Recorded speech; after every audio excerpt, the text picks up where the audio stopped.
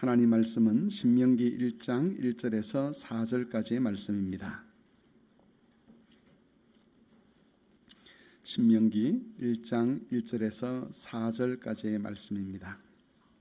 구약 성경 259쪽쯤 되겠습니다. 신명기 1장 1절에서 4절까지 말씀입니다. 하나님 말씀을 봉독하겠습니다. 이는 모세가 요단 저쪽 숲 맞은편에 아라바 광야 곧 바란과 도벨과 라반과 하세롯과 디삽 사이에서 이스라엘 무리에게 선포한 말씀이니라. 호렙산에서 세일산을 지나 가데스 바네아까지 10하룻 길이었더라. 40째 해 11째 달 그 달 첫째 날에 모세가 이스라엘 자손에게 여호와께서 그들을 위하여 자기에게 주신 명령을 다 알렸으나 그때는 모세가 헤스본에 거주하는 아모리 왕 시온을 쳐 죽이고 에드레이에서 아스타롯에 거주하는 바산한 옥을 쳐 죽인 후라. 아멘. 이번 주부터 이제 주일 오전 예배 시간에 신명기 말씀을 설교하려고 합니다. 신명기는 이스라엘 백성들이 40년 동안 광야 생활을 끝낸 다음에 이제 가나안 땅에 들어가기 바로 직전에 모압이라는 땅에 모여 있을 때 하나님께서 모세를 통해서 선포하신 말씀이었습니다. 신명기는 모세가 이스라엘 백성들에게 행한 세 편의 설교로 이루어져 있습니다. 첫 번째 설교는 1장 5절에서 4장 40절까지고 두 번째 설교는 5장에서 26장까지입니다. 그리고 세 번째 설교는 27장에서 30장까지입니다. 그리고 그 중간에 그리고 또 마지막에 그 상황에 대한 여러 가지 설명들이 덧붙여져 있는 것이 신명기 성경책입니다.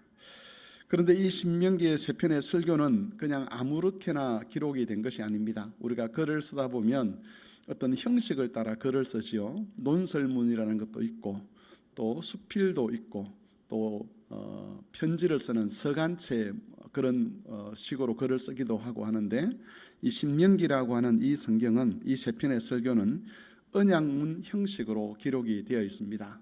언약문이라고 하는 것은 고대의 왕들이나 국가들 사이에 서로 조약을 맺는 그런 문서인데 그런 문서 형식으로 이 신명기가 기록이 되어 있다는 겁니다. 하나님께서 이스라엘과 어떤 관계를 가지고 계시는지, 하나님은 이스라엘 백성들에게 어떤 약속을 하셨는지, 그리고 이스라엘 백성은 하나님을 어떻게 섬겨야 되는지, 이런 언약의 내용, 언약의 조건들이 거기에 기록이 되어 있습니다. 신명기가 언약문 형식으로 기록되어 있다는 것은 하나님께서 이 신명기 말씀을 통해서 이스라엘 백성들에게 하나님과 그들이 어떤 관계가 있는지 특별히 강조하고 싶다는 것을 의미합니다.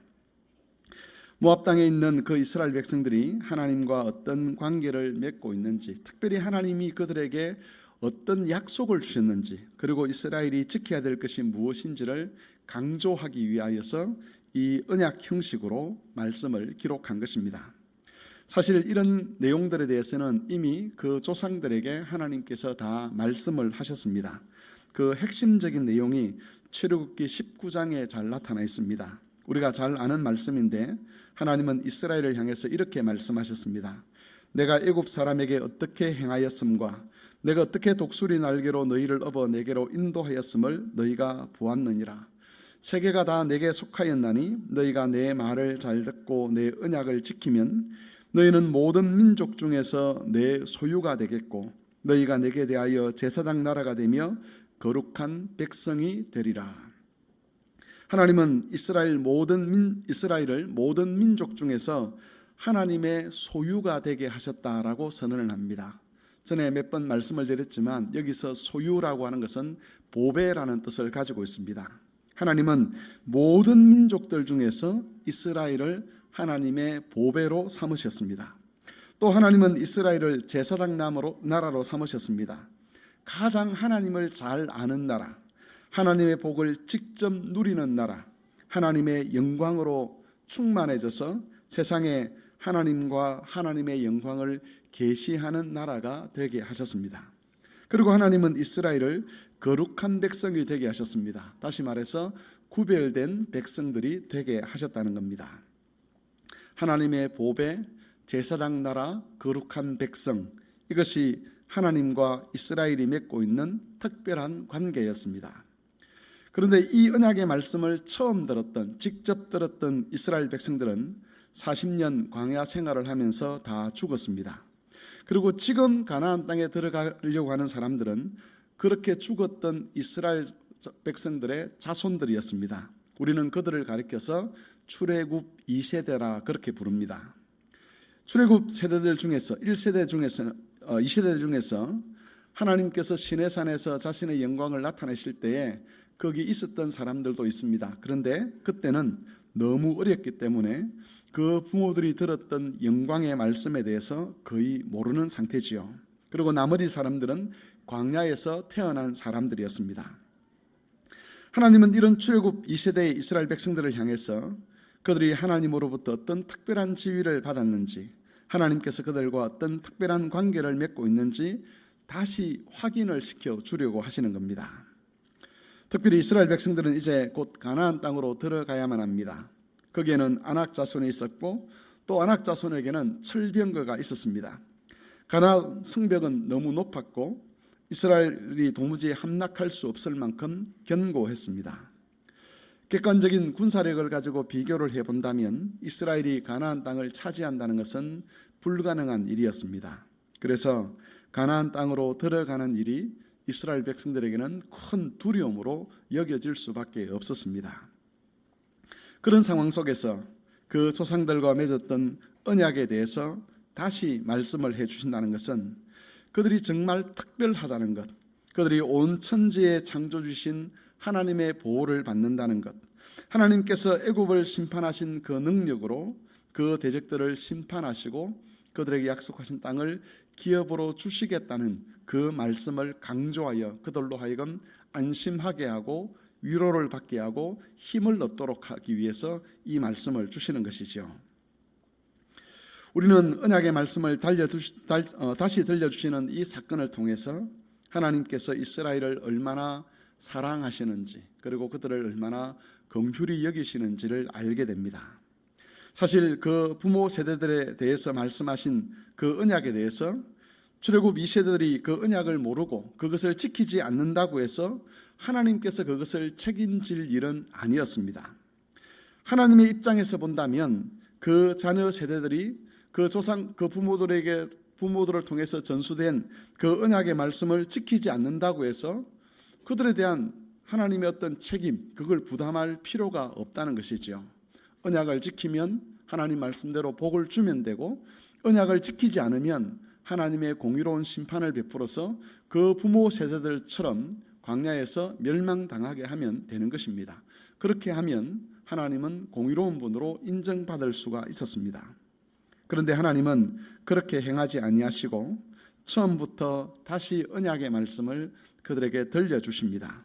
그들을 향한 하나님의 사랑과 자비를 확인시켜 주십니다.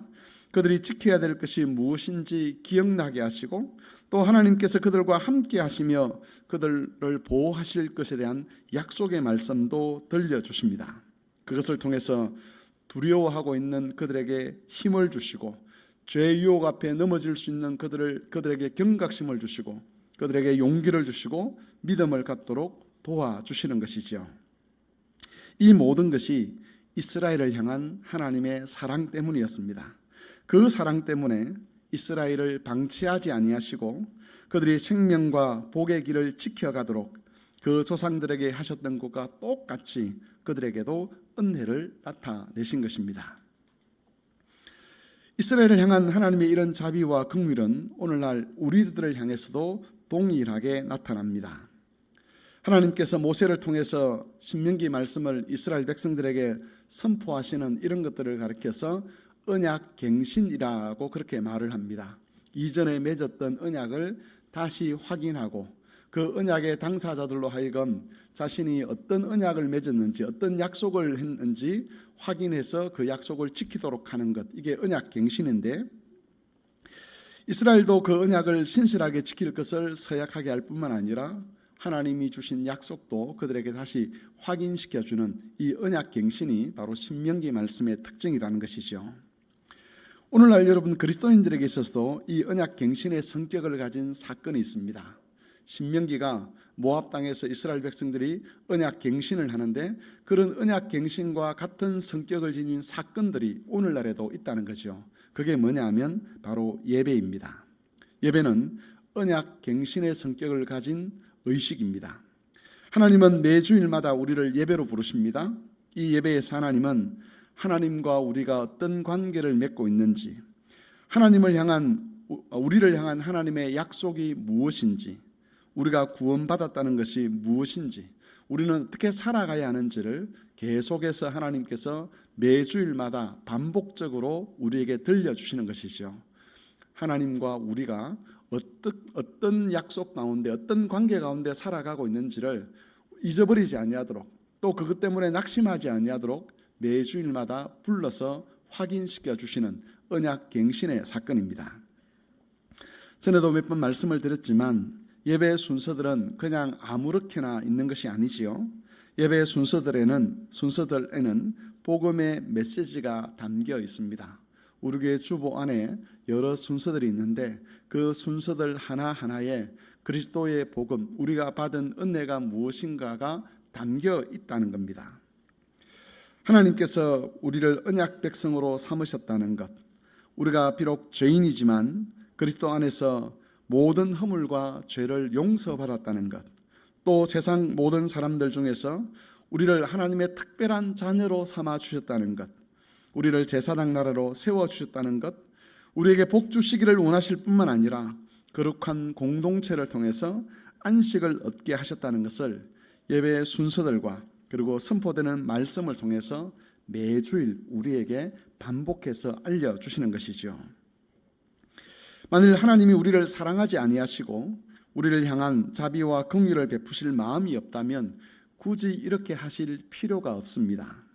그리스도 안에 있는 구원의 복음을 선포하신 이후에 그 복음을 믿고 끝까지 그 믿음을 지키는 사람들은 구원하시면 되고, 만일 믿음을 주셨음에도 불구하고 복음을 주셨음에도 불구하고 자신의 죄 때문에 또 연약함 때문에 믿지 아니하고 또 믿었다가 흔들리거나 다시 죄의 유혹에 넘어지는 그런 사람들이 있다고 한다면 그런 사람들은 하나님의 구원을 멸시한 죄를 물어서 정죄하고 심판을 해버리면 됩니다.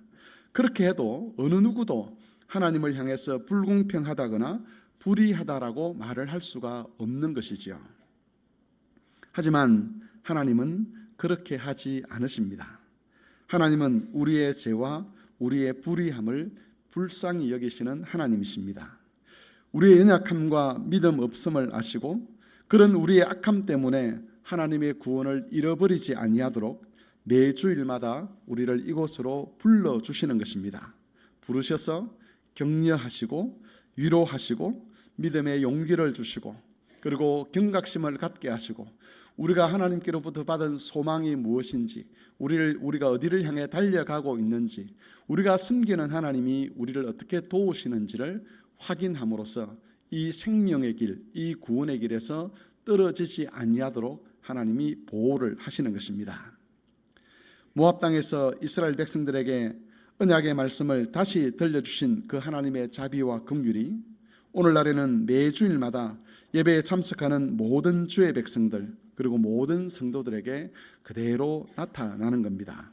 그래서 신명기의 말씀을 읽으면서 하나님이 이렇게 이스라엘을 사랑하셨구나, 하나님은 정말 이스라엘을 지키시는 일에 있어서 온 힘을 다하시는구나, 하나님께서 자비를 이렇게 나타내시는구나 라고 생각할 뿐만 아니라 바로 그렇게 자비와 긍휼과 사랑을 나타내시는 그 하나님께서 동일한 언약갱신 사건은 이 예배 가운데 우리에게도 그런 은혜와 사랑을 나타내신다는 것을 기억했으면 좋겠습니다. 우리의 시간을 빼앗기 위해서, 우리의 자유를 빼앗기 위해서 매주일마다 여기로 불러 모으시는 것이 아니라는 것이죠. 우리가 걸어가야 될 그 생명의 길, 그 복의 길, 그 영생의 길, 거기서 우리가 우리의 죄악 때문에, 우리의 연약함 때문에 멀어지거나 떨어지거나 탈선하지 아니하도록 하나님께서 부르셔서 격려하시고 위로하시고 책망하시고, 그래서 주와 더불어 동행하면서 이 생명의 길을 끝까지 모든 성도들이 가도록 하기 위해서 하나님께서 여기로 우리를 불러주시는 것입니다. 그러므로 교우 여러분, 언약갱신의 성격을 가지고 있는 이 주일 예배를 기휘 여기시기를 바랍니다. 하나님께서 자비와 긍휼을 나타내시고 또 우리에게 믿음의 용기를 주시고 힘과 능력을 주셔서 구원받은 자로 하나님의 자녀로 제사장 나라로 살아가게 하시는 그 하나님의 은혜를 마음껏 누리시고 주께 합당한 삶을 살아가는 그런 성막의 교우들이 되실 수 있기를 바랍니다. 우리가 봉독한 신명기 1장 1절에서 4절은 신명기 전체의 서론에 해당하는 말씀입니다. 여기에는 신명기 전체의 말씀이 가지고 있는 특징 두 가지가 나타나 있습니다. 차례대로 살펴보면 첫 번째 1절을 보시면 이 말씀들은 이스라엘 백성들이 머물고 있는 그 모압 땅에서 처음 들었던 말씀이 아니라는 것을 알 수가 있습니다. 다시 말해서 신명기 말씀은 이스라엘 백성들이 광야에서 40년 동안 계속해서 반복적으로 들었던 말씀을 정리한 말씀이라는 겁니다. 1절을 같이 한번 읽어보도록 하겠습니다. 1절을 다 같이 읽겠습니다. 시작. 이는 모세가 요단 저쪽 숲 맞은편에 아라바 광야 곧 바란과 도벨과 라반과 하세롯과 디삽 사이에서 이스라엘 무리에게 선포한 말씀이니라. 여러분, 여기에 나와 있는 지명들이 구체적으로 지금은 어디인지는 알 수가 없습니다. 그런데 분명한 것은 여기에 나와 있는 지명들은 이스라엘 백성들이 40년 동안 광야 방황 생활을 할 때에 머물렀던 장소라는 것이지요. 모세는 그곳에 머물 때마다 이스라엘 백성들에게 계속해서 하나님 말씀들을 가르쳤습니다. 그러다가 이스라엘이 가나안 땅에 들어가기 바로 직전에 그동안 가르쳤던 말씀을 다시 정리를 해서 세 편의 설교를 구성한 것이죠. 하나님은 이스라엘이 40년 동안 광야에서 방황을 하게 하셨지만 그냥 그 40년을 시간만 보내게 하신 것이 아니었습니다. 모세는 그 기간 동안 부지런히 하나님의 율법을 이스라엘 백성들에게 가르쳤습니다. 그렇게 해서 이스라엘 백성들이 하나님이 주신 기업을 차지하기에 합당한 수준에 이르도록 하나님께서 준비하게 하셨습니다. 여러분, 영적 성장이라고 하는 것은 시간만 보낸다고 해서 저절로 이루어지는 것이 아닙니다.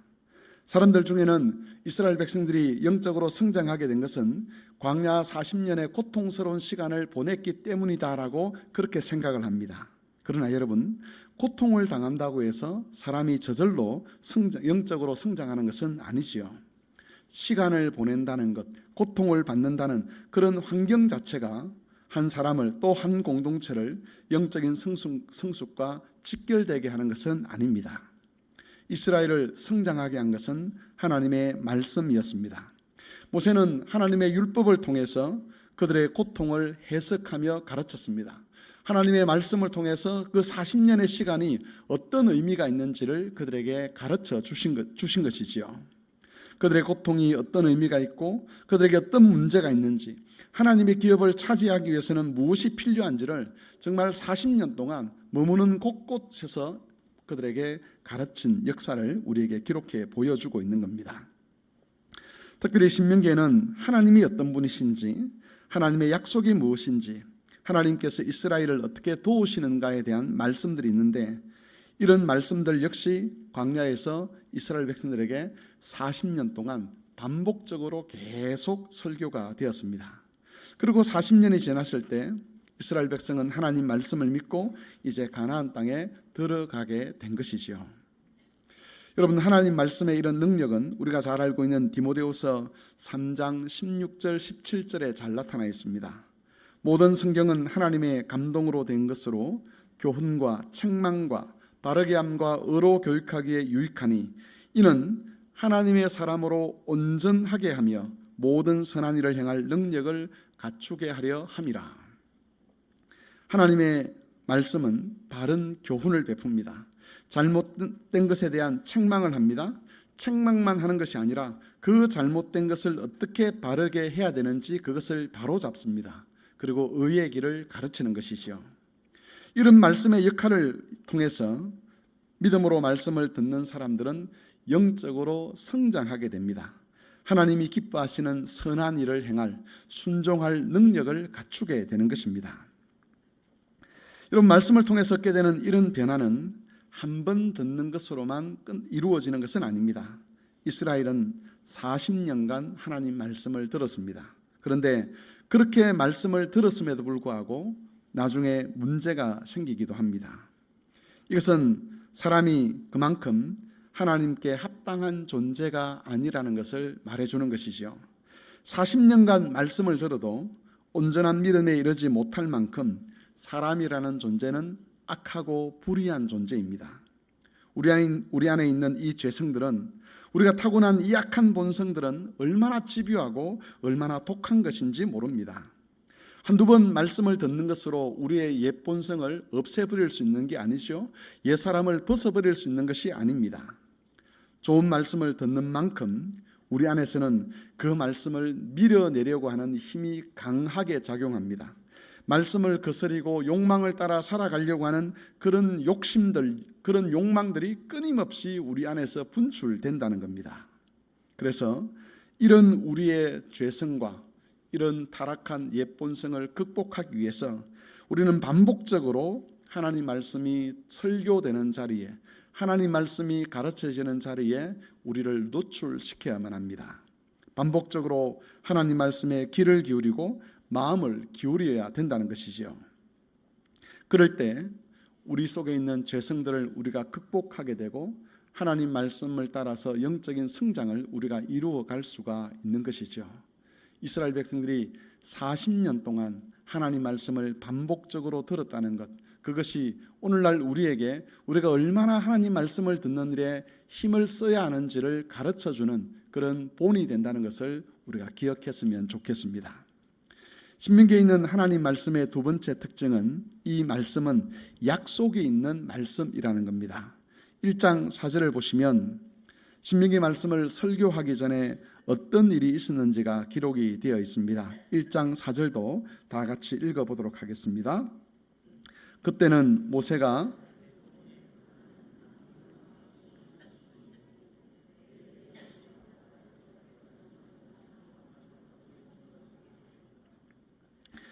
아모리 왕 시온과 바산 왕 옥은 요단 동쪽 지역을 차지하고 있던 왕들이었습니다. 이 왕들을 물리친 이후에 모세가 신명기 말씀을 설교했다는 것이죠. 지도를 잠깐 한번 보겠습니다. 여러분, 이스라엘 지도를 보시면 하나님께서 약속하신 땅은 지금 제가 붉게 표시한 저 땅 말고 그 서쪽에 있는 땅이었습니다. 여러분 보실 때 왼쪽에 있는 땅이 가나안 땅입니다. 하나님이 이스라엘 백성들에게 주시기로 약속하신 땅이지요. 우리가 방금 읽었던 아모리 왕 시혼 그리고 바산 왕 옥, 이 두 왕이 차지했던 곳이, 다스리던 곳이 어디냐면 제가 붉은 곳으로 표시한 저 땅입니다. 굉장히 넓은 땅이죠. 저 땅에 이 두 왕이 자리를 잡고 나라를 다스리고 있었습니다. 그래서 아모리 왕 시온과 그리고 바산 왕 옥을 쳐 죽인 이후에 이스라엘 백성들이 그 서쪽으로 가서 가나안 땅에도 정착을 했지만 저 땅을 차지한 이후에 두 지파 반이 저기를 차지하게 됩니다. 므낫세 반지파, 그리고 갓 지파, 그리고 르우벤 지파가 저 땅을 차지하는데 바로 저기를 다스리던 왕이 시온과 옥이었습니다. 이 두 나라는 굉장히 강력한 군사력을 가지고 있었습니다. 그런데 모세의 지도 아래서 이스라엘 백성들은 그 나라들과의 전쟁에서 승리를 하고 그 땅을 차지했습니다. 1장 4절은 그렇게 그 땅을 차지하고 난 그 다음에 모세가 신명기 말씀을 설교했다는 것을 밝히고 있는 것이죠. 여러분, 왜 굳이 이 이야기를 하는 것이겠습니까? 그냥 하나님께서 모세를 통해 주신 말씀을 설교하면 되는데 너희가 이 말씀을 듣기 전에 바로 이러이러한 사건이 있었다는 것을 굳이 말씀하시는 이유는 그 사건이 의미가 있기 때문에 그렇죠. 그 사건은 하나님 말씀이, 하나님의 약속이 헛되지 않는다는 것을 그들에게 알리는 것입니다. 너희가 지금부터 시편의 설교를 통해서 지금까지 들어왔던 말씀을 정리한 그 하나님의 말씀을 듣게 될 것인데 이 하나님 말씀은 절대로 헛된 말씀이 아니다라는 것을 강조하기 위해서 그 전에 일어난 사건을 설명하는 것이죠. 하나님과 이스라엘이 맺은 언약이 얼마나 대단하고 영광스러운 것인지, 그리고 가나안 땅을 차지하도록 하시겠다는 하나님의 약속이 얼마나 신실한 것인지를 분명히 알리기 위하여서 그들이 이겼던 전쟁을 다시 언급하는 겁니다. 그래서 이스라엘 백성들로 하여금 하나님 말씀을 믿고 두려움의 대상이 되는 그 가나안 땅을 향해서 진격할 수 있도록 하는, 말씀을 듣고 그 말씀을 따라 나아갈 수 있도록 하는 믿음의 용기를 주기 위하여 하나님께서 이 말씀을 하셨습니다. 하지만 여러분, 하나님 말씀의 이런 특징, 다시 말하면 분명한 증거가 있고 분명한 근거가 있는 꼭 신실하다는 이런 하나님 말씀의 특징은 신명기 말씀만 가지고 있는 특징은 아닙니다. 하나님의 모든 말씀은 다 이런 특징을 가지고 있지요. 다시 말해서 하나님 말씀은 헛되지 않다는 겁니다. 하나님 말씀은, 하나님의 약속은 절대로 헛되게 결론이 나지 않습니다. 우리가 들었던, 또 우리가 믿고 있는 복음의 말씀도 마찬가지죠. 이 복음의 말씀은 사건을 가지고 있는 말씀입니다. 그냥 지어낸 이야기가 아니라 그 진실함이 증명된 말씀이라는 겁니다. 그리스도를 통해서 증거되었던 죄사함과 영생에 대한 약속은 예수 그리스도의 부활을 통해서 증명이 되었습니다. 그게 옳다는 것, 그게 진리라는 것이 증명된 것이지요. 예수님을 처음 따랐던 제자들은 유대인들의 두려움 때문에 한때 예수님을 배반하고 떠났었습니다. 그런데 부활하신 주님을 만나고 난 이후에 그리스도의 모든 말씀이 진리라는 것, 참이라는 것을 알고서는 그때부터는 담대하게 그리스도의 종으로 자처하고 났습니다. 유대인들의 두려움이 있었지만 그 두려움 속에서도 복음을 전하고 교회를 설립하는 주역이 될 수 있었습니다. 심지어 환난을 당하고 박해를 받으면서도 복음의 일꾼 되는 것을 중단하지 않았습니다. 왜냐하면 하나님 말씀이 진실하다는 것을 알았기 때문입니다. 그리스도께서 말씀하신 그 하나님 나라에 대한 소망, 약속이 거짓이 아니라는 것을 이들은 그리스도의 부활을 통해서 직접 몸으로 체험을 했다는 것입니다. 하지만 여러분, 그것으로 끝나는 것은 또 아닙니다. 분명한 증거를 통해서 그 진실됨이 증명된 하나님 말씀이긴 하지만 그 말씀을 믿는 사람들은 그 진실함이 다시 증명되는 사건을 체험하게 될 것입니다. 아모리 왕 시온과 바산 왕 옥에 대한 승리를 근거로 신명기 말씀이 설교가 되었지만 그 말씀을 듣고 담대함을 가지고 가나안 땅으로 들어갔던 이스라엘 백성들은 하나님께서 말씀하신 그대로 자신들에게 행하신다는 것을 역시 다시 한번 체험하게 되는 것이지요. 아낙 자손이 있고 철병거가 있지만 하나님이 이스라엘을 도우셔서 그 땅을 차지한다는 것을 다시 확인을 하는 겁니다. 오늘날 복음의 말씀을 믿고 그리스도를 따르는 사람들은 그리스도께서 재림하시는 날 하나님 말씀이 얼마나 진실된 것이었는지를 다시 확인하게 될 것입니다. 예수 그리스도의 부활을 통해서, 또 제자들의 그 섬김을 통해서, 또 수많은 교회 역사를 통해서 하나님 말씀이 진실되다는 것, 우리가 붙들고 있는 이 소망이 거짓이 아니라는 것을 하나님 우리에게 깨우쳐 주시지만 그걸로 끝나는 것이 아니라 그 깨우침을 따라서 살아가는 사람, 거기에 소망을 두고 살아가는 사람들은 그리스도께서 재림하시는 날 자신이 붙들었던 그 소망, 자신이 믿었던 그 하나님 말씀이 거짓이 아니라 실제로 이루어지는 사실이라는 것을 그때 깨닫게 된다는 겁니다. 체험하게 된다는 겁니다. 여러분, 세상의 방식이 아니라 하나님 말씀을 따라 살아가는 것이 참으로 영광스럽다는 것을 우리는 매주일 설교를 통해 듣습니다. 하나님의 계명을 지키는 것이 진짜 복이라는 것도 듣습니다. 하나님이 거짓말을 하지 않으신다는 것도 우리는 듣습니다. 그리스도께서 다시 오시는 그 종말의 날에 가장 극적으로 우리는 그것이 사실임을 체험하게 될 것입니다. 요한 사도는 계시록 1장 3절에서 말씀을 읽는 자와 듣는 자와 그것을 지키는 자들을 향해서 복이 있다라고 선언을 했습니다. 왜 여러분 복이 됩니까? 하나님 말씀이 진실하기 때문입니다. 거짓이 아니기 때문입니다. 증거를 가지고 있는 말씀이기 때문입니다. 그러나 동시에 그 말씀은 반드시 성취될 말씀이기 때문에 그렇습니다. 신명기에서 주신 하나님의 말씀은 증거가 있는 말씀이었습니다. 그러나 뿐만 아니라 동시에 성취될 말씀이었습니다. 그러므로 교우 여러분, 비록 세상은 하나님 말씀이 진실되지 않는 것처럼 주장을 하고 또 하나님 말씀만 따라 살아가는 것, 하나님 말씀에 깊이 빠져드는 것이 어리석은 것이라고 그렇게 우리에게 가르치고, 무엇보다도 하나님 말씀이 우리의 거짓된 본성과 맞지 않는 것임에도 불구하고 우리는 오직 하나님 말씀만이 진실이고 하나님 말씀을 따라 사는 것만이 참 지혜요 복이라는 것을 마음에 새기고 그 가르침을 따라 살아가야 합니다. 그럴 때 주님이 재림하시는 그날에 우리는 이 말씀의 성취를 우리 온몸으로 체험하게 될 것이고, 그렇게 체험하는 자들은 하나님의 영광에 참여하게 될 것입니다. 교우 여러분, 주께서 주신 이 말씀의 진실됨을 마음에 새기시고 많은 시련과 유혹과 시험 속에서도 말씀을 따라 살아가는 그 일에 실패하지 마시기를 바랍니다. 그리하여서 여기 있는 모든 교우들이 주께서 재림하시는 날, 주께서 자신의 진실하심을 증명하는 그날에 그 진실함 때문에 기뻐하고 감사하고 영광에 참여하는 그런 모든 교우들이 되실 수 있기를 바랍니다. 주의 말씀을 생각하며 같이 한번 기도하겠습니다. 하나님은 우리에게 언약갱신 사건인 예배를 매주일마다 허락하셨습니다. 우리를 하나님께서 예배로 부르시는 이유는 우리에게 자유를 빼앗기 위한 것이거나 우리를 힘들게 하려는 것이 아니시요, 하나님은 우리에게 하나님의 사랑과 하나님의 자비와 긍휼을 확인시켜 주고 싶어 하시고 또 우리로 하여금 생명의 길을 지켜가도록 그렇게 복을 주시는 하나님이십니다. 우리가 이 하나님의 뜻을 마음에 새겨서 매주일마다 하나님 앞으로 나올 수 있도록 도와주시기를 기도하시고, 또 특별히 말씀이 가지고 있는 이 성격들 반복해서 들음으로 죄성을 이길 수 있고 성장할 수 있다는 것, 또 이 말씀이 진실하다는 것을 우리가 기억하고 말씀을 따라 살아가는 일에 실패하지 아니하도록 우리와 우리 자녀들을 붙들어 주시기를 다시 한번 기도하겠습니다.